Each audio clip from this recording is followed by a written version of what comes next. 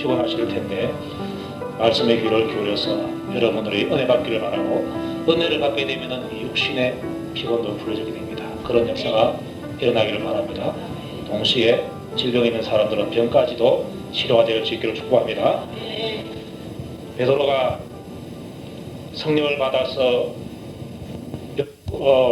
120명의 믿음의 사람들과 함께 방언을 하게 되었습니다. 그 소리를 듣고서 모여든 사람들에게 일장 설교를 하게 되는데, 그 설교의 핵심은 이게 술 취해서 그런 것이 아니다. 이게 바로 하나님께서 말씀하신, 요엘 선지자를 통해서 말씀하신 그 성령의 역사라는 것을 말씀해 주었습니다. 그래서 이 사건은 요엘 선지자를 통해서 하신 말씀에 내가 내 영을 너희에게 부어주겠다 했는데 그것이 이루어진 결과다. 그 현장이 바로 이것이라는 것을 말씀했습니다. 그 성령의 역사를 말씀하면서 그 다음에 넘어가는 것이 바로 예수님에 대한 이야기를 하고 있습니다. 항상 성령님께서는 우리에게 예수님에 대한 이야기를 들려주기를 원합니다. 왜? 그분은 예수님을 증거하기 위해서 우리에게 오셨기 때문에 그런 것입니다. 그 예수님을 증거할 때에 예수님께서 부활하셨다 그랬습니다. 너희들이 법 없는 자들의 손을 빌어서 십자가에 못 박아서 죽였던 그 예수를 하나님께서 살려주셨다. 그래서 그분이 살아나신 것을 베드로가 보고 이 증거를 한다는 것을 말씀했습니다. 그 다음에 그 예수님이 바로 우리의 주와 그리스도가 되신다. 이런 증거를 하고 있습니다. 여기서 강조되는 것이 부활신앙입니다. 부활신앙은요, 기독교의 핵심적인 교리입니다. 예수님께서 나를 대신해서 죽어주셨다. 그리고 제3일에 부활하셨다. 여러분들이 이것을 꼭 믿으시기를 바랍니다. 이거는 내 힘으로 믿는 것이 아니라 성령의 감동 가지고 믿는 것입니다. 이것이 없으면요, 교회 아무리 다녀도 그것은 예수 믿는 것이 아닙니다. 교회 안 나오고 죽어가는 그 병상에서 예수를 마지막에 연결했다고 합시다. 예수님이 나를 위해서 돌아가셨구나. 내 죄를 대신 지고 돌아가셨구나. 그리고 부활하셨구나. 이것을 믿으면요, 그 사람은 천국에 가게 될 줄로 믿습니다. 평생 교회 다녀도 이거 안 믿고 교회 다니는 사람도 있습니다. 그런 사람들이요, 천국 가지 못합니다. 제 말 틀렸습니까?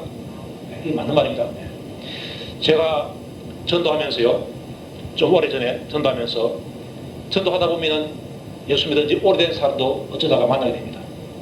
그래서 어떤 분은 권사님이신데, 권사님 신앙생활을 얼마 동안 하셨습니까? 예수 믿은 지 몇 년 됐습니까? 그러니까 40년도 더 됩니다. 예, 그래요. 그러면은 지금 당장 돌아가셔도 천당에 갈 수 있겠습니까? 이렇게 물어보니까요, 그분 입에서 무슨 말을 생각하는 거니까, 아이고 내가 지포장한 사람이 어떻게 가니까. 그래요. 혹시 여러분들 이거 그 사람만 이야기가 아니고 여러분들의 이야기가 되고 싶습니다. 아, 나 예수 믿은 지 어릴 때부터 예수 믿었다. 오래됐다. 그런데 지금 당장 돌아가시면은 천국에 갈 자신이 있습니까? 이렇게 물었을 때에, 아이고 나 같은 사람이 부족해서 어떻게 갑니까? 그 사람은 뭔가 잘못 알고 있는 것입니다. 예수 믿는다는 것은요, 그 사람이 예수 믿는다고 했을 때는 교회 다닌단 말입니다. 여러분들 교회 다니는 거하고 예수 믿는 거하고 다르다는 사실을 여러분들이 깨달으시기 바랍니다. 교회 다니는 것은 그저 교회 다니는 거예요. 그런데 예수 믿는 것은 무엇을 믿는 것이냐? 예수님께서 내 죄를 대신 지시고 십자가에 못 박혀서 돌아가셨다. 그리고 제3일 만에 살아나셨다. 이거 믿는 것이 예수 믿는 것입니다. 이거 안 믿고 교회 백날 다녀봤자 필요가 없어요. 백날이 아니라 만날 다녀도, 백년을 다녀도 아무 소용이 없는 것입니다. 뭘 가지고 천국에 가느냐? 예수 그리스도를 믿는 믿음 가지고 가는데 그 믿음이 뭐냐? 예수님께서 내 죄를 대신해서 십자가에 못 박혀 죽으시고 살아나신 것, 이것을 믿으라는 것입니다.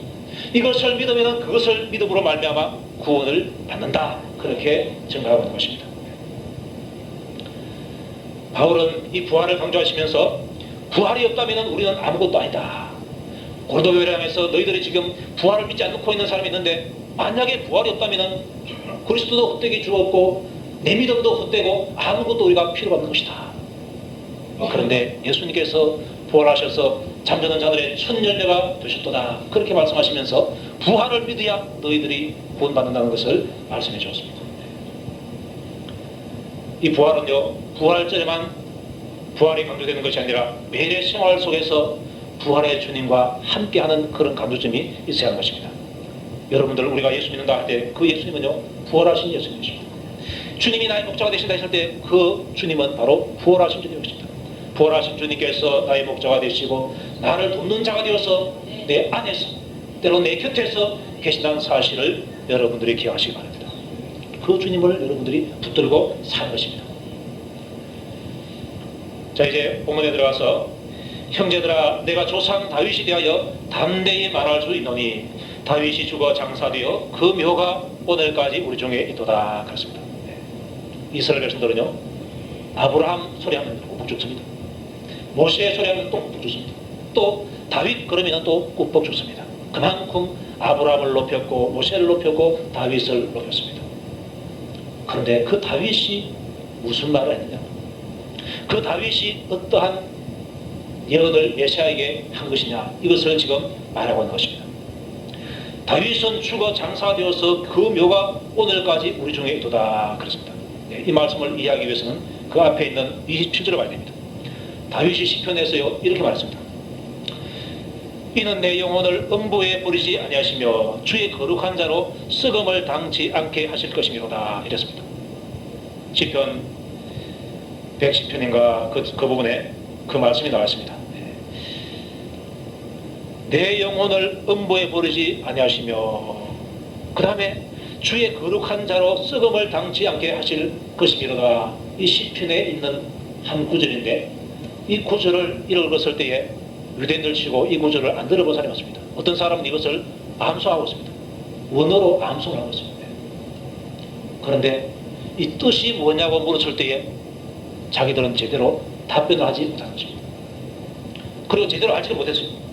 자, 여기에서 말하는 주의 거룩한 자가 누군가, 주의 거룩한 자로 썩음을 당치 않게 하실 것이라 했는데 주의 거룩한 자가 누군가 했을 때에 많은 사람들이 다윗 아니가 이렇게 생각을 했습니다. 그런데 베드로가 깨달았습니다. 그 주의 거룩한 자가 다윗이 아니고 바로 다윗이 예언했던 메시아 예수라는 사실을 여기서 알려주고 있는 것입니다. 그래서 말하기를 다윗이 죽어서 장사되었다. 그런데 그 다윗의 묘가 오늘까지 우리 예루살렘 중에 있지 않느냐. 그러니까 다윗은 지금 어떻습니까? 죽어서 장사되었고 지금 그 시체가 썩어 있다는 것입니다.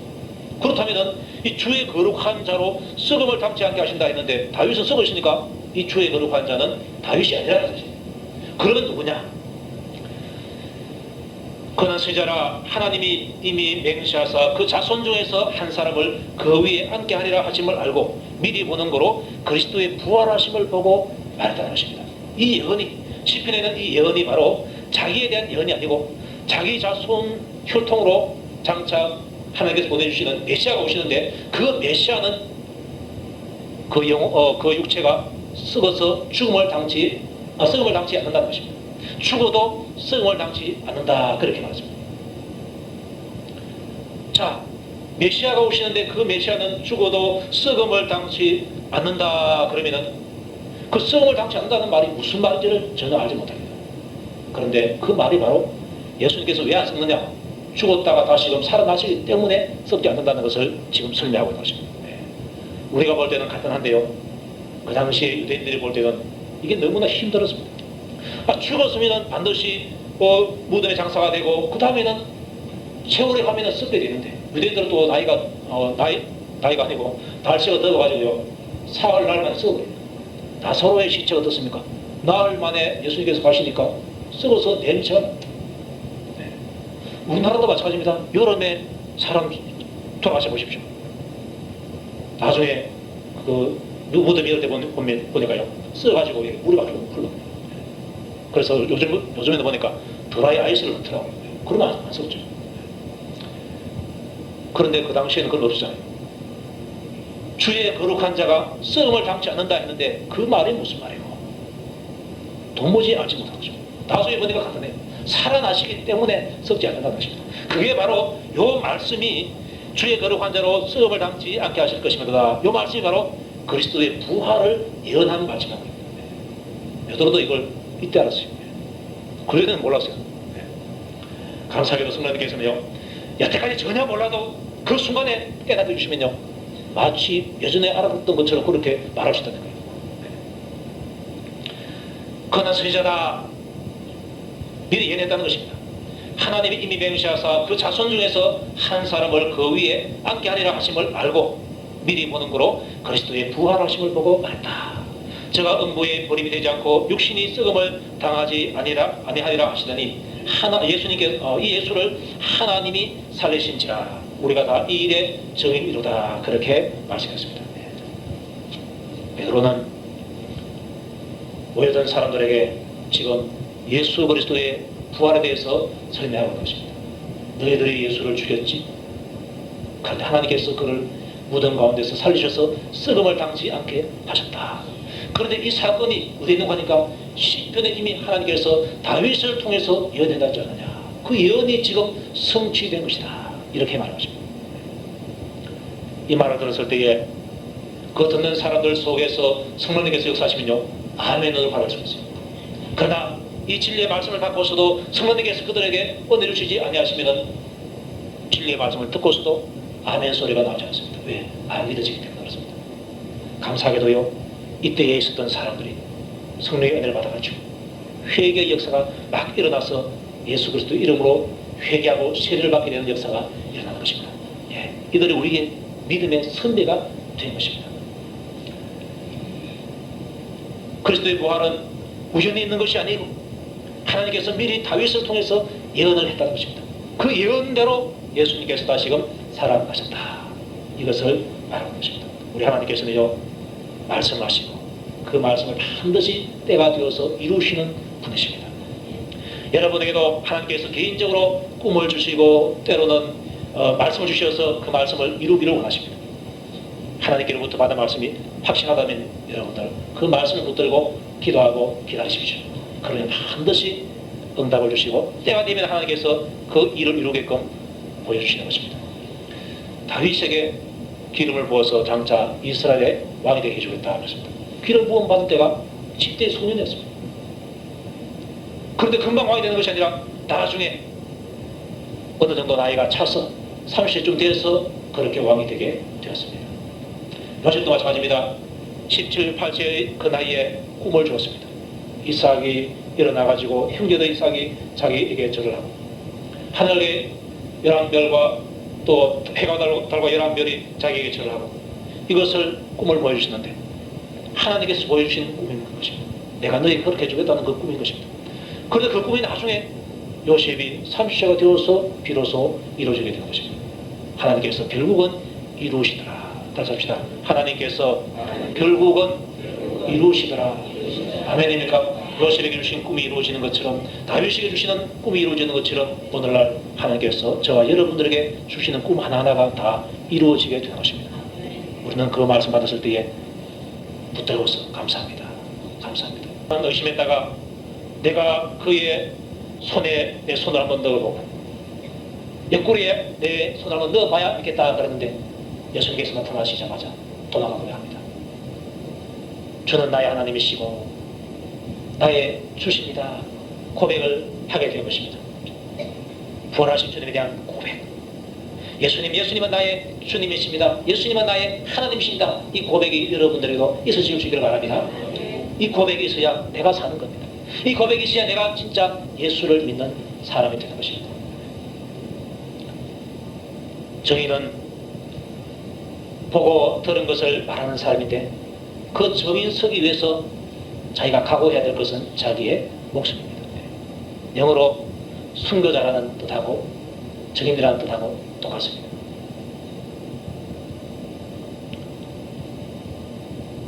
정인을 서기 위해서 왜 목숨을 각오하지 않으면 안 되는가?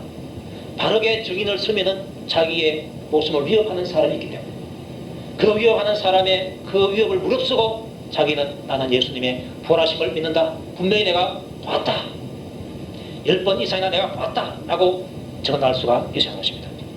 우리가 복음을 전할 때도 마찬가지입니다. 때로는 오해받을 때도 있고요. 복음 전하다가 때로는 죽임을 당하는 경우도 있습니다. 요즘에는 이슬람권에 가서 복음을 전하는 자들이 들어있는데 거기 하면요, 쥐도 새도 모르게 죽는 경우가 많다. 터키가 이슬람 국가인데 거기서도 자유가 없대요. 지금 법으로는 기독교에 대한 자유를 주놨는데 법은 자유를 주놨지만은 그 사람들의 그 인식 속에는 기독교에 대한 배척감이 아주 많은 것입니다. 그래서 교회 간판을 잘 못 건대요. 그러다 어느새 이슬람 가격대들이 와가지고 떼어버리고 돌을 던져서 교회 유창을 떼어버리고 그러니까 이 선교사들이 얼마나 위협을 받는지 모릅니다. 우리가 기도해야 할 부분 가운데 하나가 바로 그런 부분입니다. 주의 복음을 전하다가 예수의 부활의 증인이 되다가 여러 가지로 목숨의 위협을 갖고 있는 자들 하나님 그들에게 힘을 주시고 용을 주시고 저들을 통해서 그 어려운 그 상황 속에서 그 시대 속에서 그 세대 속에서 들어가서 복음화 시켜주시옵소서. 이 기도가 우리에게 필요한 것입니다. 자, 오늘 이스라엘 사람들이 보고 있는 이 방언의 현상이 바로 어떻게 된 것이냐? 그 살려주신 그 예수님께서 하나님께 살려주신 그 예수님께서 하나님께로부터 성령을 받아가지고 너희 또는 이 사람들에게 부어주셨다 그렇게 말씀하고 있습니다. 하나님이 오른손으로 예수를 높이시매 그가 약속하신 성령을 아버지께 받아서 너희 보고 듣는 이것을 부어주셨느니라 그랬습니다.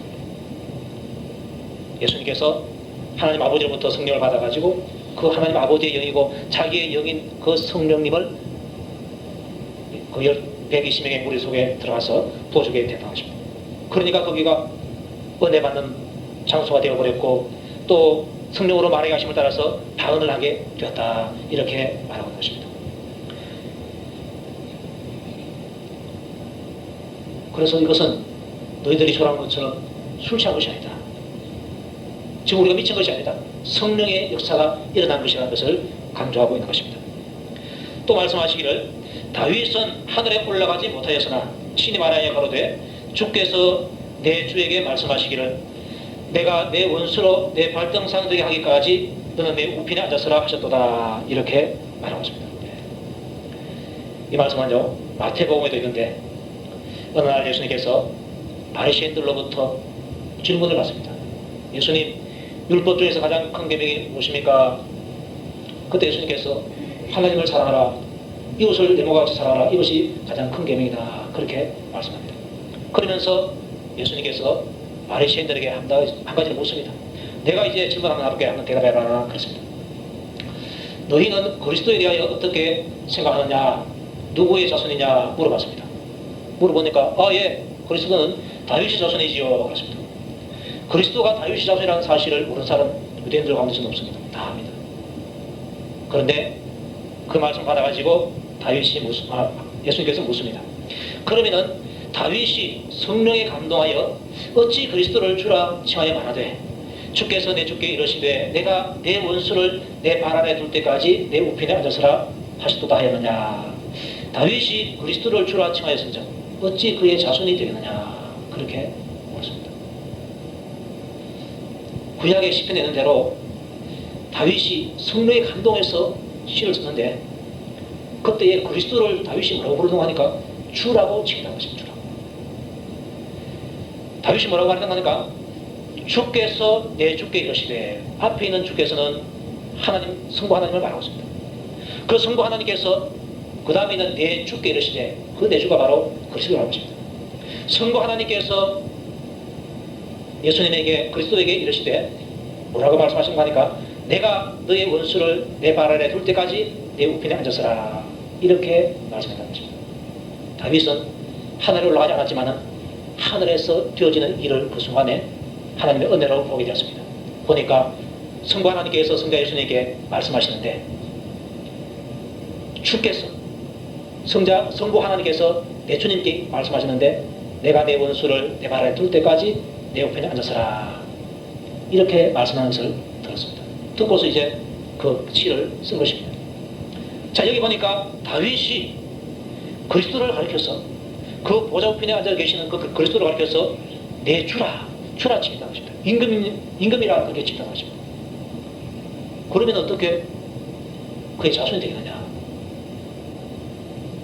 이런 질문하니까 바리새인들이 아무도 대답하지 못하는 것입니다. 오늘날 우리는 이해가 가잖아요. 다 아니까. 그런데 그 당시 사람들은 이해가 안 갔어요. 그 당시 사람들은 메시아가 다윗이 후손으로 오기 때문에 다윗보다 좀 못한 사람인가 보다 이렇게 생각합니다. 왜? 자손이기 때문에. 그런데 예수님께서 그들의 생각을 지금 뒤엎으로 불고 있는 것입니다. 그렇게 생각하고 있는 사람에게 한번 봐라. 다윗이 뭐라고 했는지 한번 봐라. 다윗이 자기 혈통을 따라서 후손으로 오는 그 그리스도에 대해서 다윗이 어떻게 호칭했는가 한번 봐라.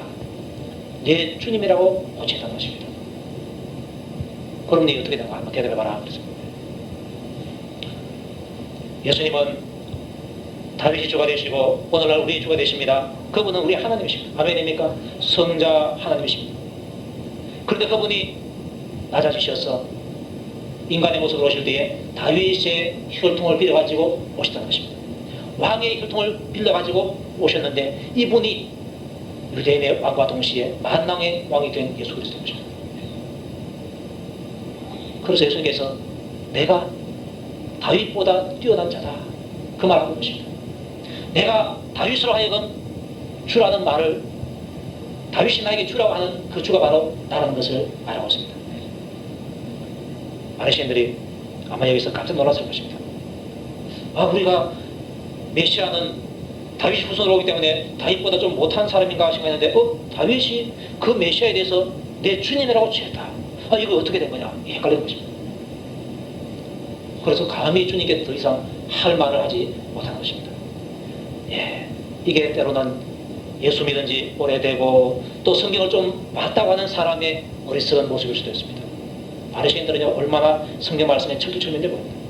그런데 철두철미한 그것이 영적으로 되지 않냐고 자기 지식으로 되니까 하나님 앞에서는 아무것도 아니라는 것입니다. 어떤 사람은 자기는 성경을 3번 읽었대. 3번 읽기 때문에 성경 무슨 점도 알긴 말아. 10번 읽어도 몰라요. 100번 읽어도 잘 몰라요. 왜? 성경은 읽으면 읽을수록 앞뒤가 끼어 맞춰가지고요. 퍼즐이 마치 맞춰지는 것처럼 맞춰가지고요. 믿어지게 되어 있습니다. 3번 잘난 거 그거 읽어가지고 큰 소리 뻥뻥 치는 사람 봤어요. 참 표만 합디다. 그런 사람하고 대화하면요. 그래, 네 고래 가가지고 네 지옥 가라. 이런 말이 들어요. 솔직히 말해가지고. 그러나 그들을 가지라도 사랑할 수 있는 것이 전도자의 마음대로 하는 것입니다. 베드로가 이 말씀을 합니다. 다윗은 하늘에 올라가지 못했지만 땅에서 보고서 승리 감동에서 보고 말했다. 주께서 내 주께 말씀하시기를 내가 내 원수로 내 발등상 되게 하기까지 너는 내 우편에 앉았으라 하셨도다. 이 말씀이 있는데 그 그리스도가 바로 예수님이라는 사실을 여기서 말하는 것입니다. 그러자 이스라엘 온 집이 정령 알지니 너희가 십자가에 못 박은 이 예수를 하나님이 주와 그리스도가 되게 하셨느니라. 결론을 여기서 딱 내는 것입니다. 중요한 것은 예수님이 바로 주와 그리스도가 된다는 것입니다. 다윗이 말했던 주가 누구냐? 바로 예수님이시다. 아멘입니까? 하나님께서 보내주시겠다고 하는 메시아가 그리스도입니다. 기름 부음 받은 자. 그 기름 부음 받은 자가 누구냐? 바로 예수입니다. 우리는 예수 그리스도, 주 예수 그리스도 이런 말 들었기 때문에 똑같은 말이구만 그렇게 생각하지만 그네들 아닙니다. 주 그리스도 이거는 같은데 거기에다가 예수님이 진짜 주고 그리스도냐 여기에 대해서는 의문을 많이 푸는 것입니다. 베드로는 이미 알았어요. 바로 주는 그리스도시요 살아계신 하나님의 아들입니다. 알았습니다. 성령의 깨달음을 주시니까 알게 되고 다른 사람들은 모르니까 예수님이 안식일을 어긴 범죄자인 줄 알았습니다. 또 하나님을 자기 아버지라 그래가지고 신성모독죄를 지은 그러한 파렴치한범으로 알았습니다. 예수를 그렇게 알고 있는 사람에게 예수님의 죽으심과 부활을 전하면서 바로 이 예수님이 하나님께서 주와 그리스도가 되게 하셨다. 다윗이 예언한 그 주와 그리스도가 다른 사람이 아니라 바로 너희들이 십자가에 못 박아 죽인 예수님이다. 그렇게 말씀하고 싶습니다. 그 현장에 있던 사람들이 이 말 들었을 때에 그 말이 믿어졌을 때에 어떻게 했습니까? 깜짝 놀란 것입니다. 저 사람 했겠습니까? 저놈을 십자가에 못 박아라 속하게 있던 사람이 그 있을 텐데 듣고 보니까 예수님이 부활하신 사실이 들려지고 성령의 오신 역사가 일어나게 되고 방한 역사가 일어나서 저 사람들 지금 분명히 하나님의 능력을 받고 있구나. 베드로 입에서 나오는 그 말씀이 저 사람의 그 갈릴리 어부의 말이 아니라 성령의 감동된 사람의 말이라는 것을 깨달아졌을 때에 자기들의 그 지은 죄가 드러나게 되는 것입니다. 그랬을 때에 그들이 어떻게 됩니까?